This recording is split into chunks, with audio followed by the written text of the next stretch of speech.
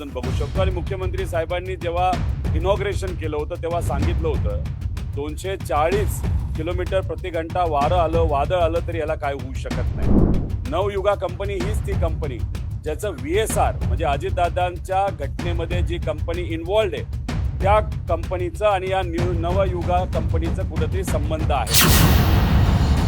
काही दिवसांपूर्वी मुख्यमंत्री साहेबांनी स्टेटमेंट केलं होतं, लोकांनी मिसिंग लिंकवर पडलेल्या खड्ड्यांचे फोटो व्हिडिओ हे सोशल मीडियावर प्रसिद्ध केले होते आणि त्याचं उत्तर देत असताना मुख्यमंत्री साहेब बोलले की एक पावसाळा जाऊन द्यावा लागतो ड्युरेबिलिटी टेस्टसाठी। एक तर टेक्निकली आणि तुम्ही इंजिनिअरिंगच्या भाषेत हे बोललं तर हे स्टेटमेंट तसंच चुकीचं होतं। आणि मग आमचं एवढंच म्हणणं होतं म्हणजे काय दगड कोसळले त्याच्यानंतर आतून जे पाण्याचे फवारे आपल्या सगळ्यांना बघायला मिळाले ते सुद्धा ड्युरेबिलिटी टेस्टचा हा विषय होता का?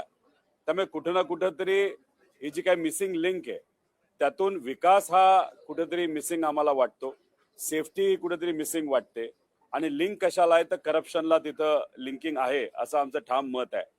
बऱ्याच ठिकाणी बरेच नवीन प्रोजेक्ट अशा पद्धतीने तिथं कुठेतरी खराब झालेले, तिथं रस्त्याला क्रॅक पडलेले गळताना आपण सर्वजण बघू शकतो। आणि मुख्यमंत्री साहेबांनी जेव्हा इनॉग्रेशन केलं होतं तेव्हा सांगितलं होतं 240 किलोमीटर प्रति घंटा वारं आलं वादळ आलं तरी याला काय होऊ शकत नाही। खूप मोठा पाऊस आला तरी याला काय होऊ शकत नाही। कॅनडा स्पेन इथं याचं डिझायनिंग झालेलं आहे।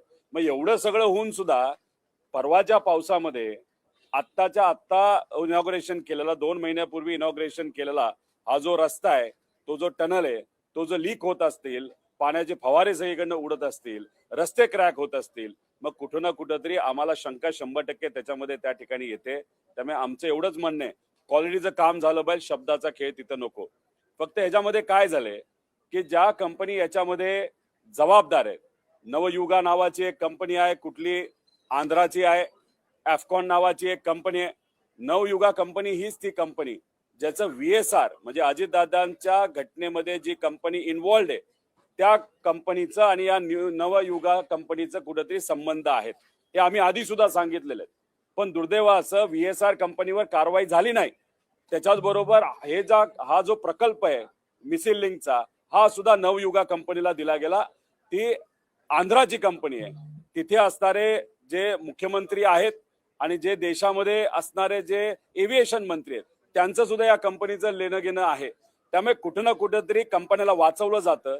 जर एवढा मोठा ब्लंडर झाला असेल, तिथं जर पाणी लिकेज झालं असेल, रस्ते तुटले असतील तर आमची सरकारला मागणी आहे की एफकॉन कंपनीवर आणि नवयुगा कंपनीवर जे हे 2 कॉन्ट्रॅक्टर 7,000 कोटीचं काम त्यांनी घेतलं होतं त्यांच्यावर तुम्ही कारवाई करणार का असा आमचा साधा प्रश्न आहे।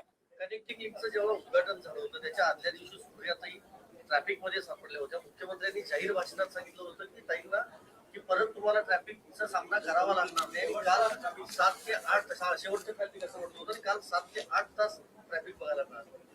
आता बघा ना, म्हणजे त्यावेळेस ताईंनी काय भूमिका मांडली होती, तिथे असणारे सामान्य लोक रस्त्यात जे अडकलेले आहेत त्यांची भूमिका तिथं मांडली।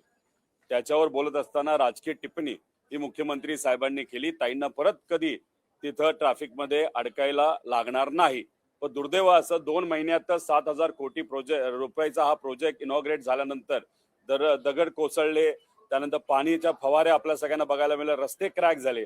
याच्यात काल 8 ते 10 तास ट्रॅफिक आपल्या सर्वांना तिथं बघायला मिळालं। त्यामुळे कुठं ना कुठं तरी फक्त हे सरकार बोलतं एक करतं दुसरं अशी आजची भूमिका आहे।